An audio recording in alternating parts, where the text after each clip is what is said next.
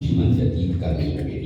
उनके पास पर्याप्त संपत्ति नहीं थी, तो उनके वित्त मंत्री भामाशाह ने अपनी सारी सुख सुविधाओं को छोड़कर अपने राजा को स्वयं का धन 25 लाख रुपए व राजकोष में 20,000 अशर्फियां देश के लिए अर्पित की, जिससे महाराणा प्रताप ने 12 वर्षों तक अपनी सेना को संगठित किया, सैन्य शक्ति को बढ़ाया और मेवाड़ मातृभूमि को आजाद करवाया।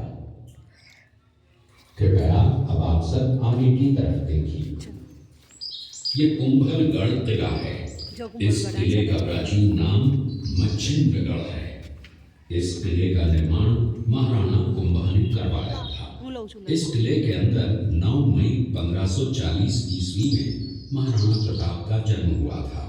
इस किले की ऊंचाई समुद्र तल से 3,568 फीट की है। इस किले की दीवार 36 किलोमीटर तक फैली हुई है। इस दीवार का नाम ग्रेट वॉल ऑफ चाइना के बाद द्वितीय पायदान पर दर्ज है। इस किले के अंदर 360 प्राचीन मंदिर हैं।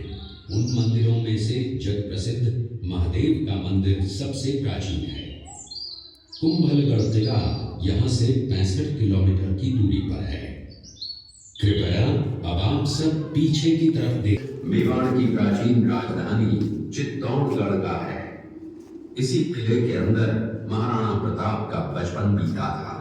इस किले की तलहटियों में महाराणा प्रताप ने अपने गुरु से शिक्षा प्राप्त की थी। ये किला 12 वर्ग किलोमीटर में फैला हुआ है।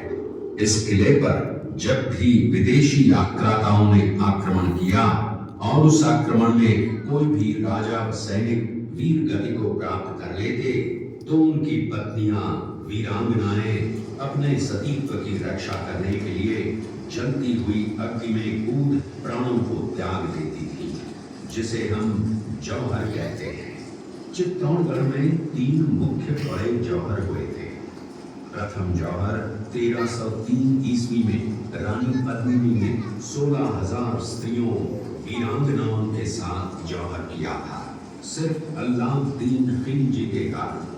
दूसरा जौहर 1535 ईस्वी में गुजरात के शासक बहादुर शाह के आक्रमण के कारण रानी कर्मावती ने वीरांगनाओं के साथ किया। और तीसरा जौहर 1568 ईस्वी में जब अकबर ने चित्तौड़गढ़ पर आक्रमण किया, उसी समय रानी फूलकुंवरी ने 7,000 वीरांगनाओं के साथ जौहर किया। फिर भी अकबर का मन नहीं भरा और अंत में हजारों आम लोगों का कत्लेआम करवाकर उन्हें मौत के घाट उतारा गया। इस किले में देखने योग्य विजय स्तंभ है, कीर्ति स्तंभ, मीरा मंदिर, जैन मंदिर, कालिका माता मंदिर, भामाशाह हवेली, कुंभाश्याम मंदिर, फतेह प्रकाश महल हैं। ये किला यहाँ से 140 किलोमीटर दूरी पर है। ये देखते हुए सभी अतिथि आगे की तरफ चले। शेर का सूबेदार था। जब वो शेरपुर पहुंचा, तब इसका पता कुंवर अमर सिंह को चला, जो महाराणा प्रताप के पुत्र थे। अमर सिंह ने शेरपुर छावनी पर अचानक आक्रमण कर दिया। उस आक्रमण में मुगल सेना में भगदड़ मच गई।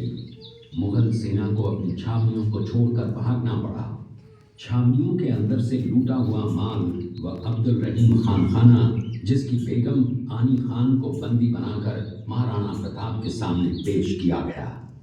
तब अमर सिंह पर महाराणा प्रताप क्रोधित हुए और कहा, जहां से इस नारी को बंदी बनाकर लाए हो, इसे पुनः ससम्मान लौटा कर आओ। महाराणा प्रताप ने कहा, हमें नारी से कोई दुश्मनी नहीं है, हमें तो देश विद्रोहियों से दुश्मनी है, जिन्होंने चारों तरफ आतंक फैलाया है। महाराणा प्रताप के आदेश का पालन करते हुए कुंवर अमर सिंह ने उस मुगल नारी को ससम्मान छावनी तक पहुंचाया। इस प्रकार महाराणा प्रताप ने अपने क्षत्रिय राजपूत धर्म का पालन किया और पराई स्त्रियों को मां, बेटी और बहन का दर्जा दिया। ये है महाराणा प्रताप का चरित्र और नैतिक उदारता का परिचय। ये देखते हुए सभी अतिथि आगे की तरफ, के अंदर की ये घटना है। मेवाड़ की एक ऐसी मां थी जिसने अपने पुत्र का बलिदान देकर राजवंश की रक्षा की थी। उस मां का नाम पन्नाधाय था। पन्नाधाय जाति से गुर्जर थी। वो एक राजकुमार की धाई मां थी। दूसरी तरफ हाथ में तलवार लिए खड़ा ये बनवीर सिंह एक दासी पुत्र है। ये कुंवर उदय सिंह की हत्या करके मेवाड़ की राजगद्दी प्राप्त करना चाहता था। एक रात्रि बनवीर सिंह को मौका मिला। वो राजकुमार उदय सिंह के बड़े भाई विक्रमादित्य सिंह की हत्या करके राजमहल की तरफ आगे बढ़ा। इसकी सूचना पन्नाधाय को लग गई। कुछ समय तक पन्नाधाय चिंतित हुई। तभी पन्नाधाय ने अपने पुत्र चंदन को राजसी कपड़े पहनाकर पलंग पर सुला दिया और उदय सिंह को एक टोकरी के अंदर छिपाकर पत्तों से ढक के महल के बाहर निकालकर गुप्त रास्ते से कुंभलगढ़ भेज दिया।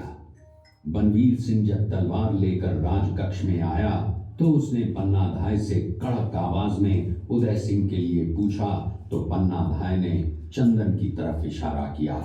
बनवीर ने चंदन को उदय सिंह समझकर चंदन की हत्या कर दी और ये समझने लगा कि मैंने राजकुंवर उदय सिंह को मार दिया। वही राजकुंवर बड़े होकर राजा बने और अपने नाम का उदयपुर नगर बसाया जो यहाँ से 40 किलोमीटर दूर है। और उन्हीं के पुत्र महाराणा प्रताप हुए जिन्होंने हल्दी घाटी का युद्ध लड़ा और आज हम लोग उनका इतिहास यहाँ पर देख रहे हैं। ये देखते हुए सभी अतिथि आगे की तरफ चले। धीमे धीमे बेटा धीमे धीमे અહીંયા છે જો અહીંયા જો ખબર નહીં ત્યાંથી ચાલુ કરો ખબર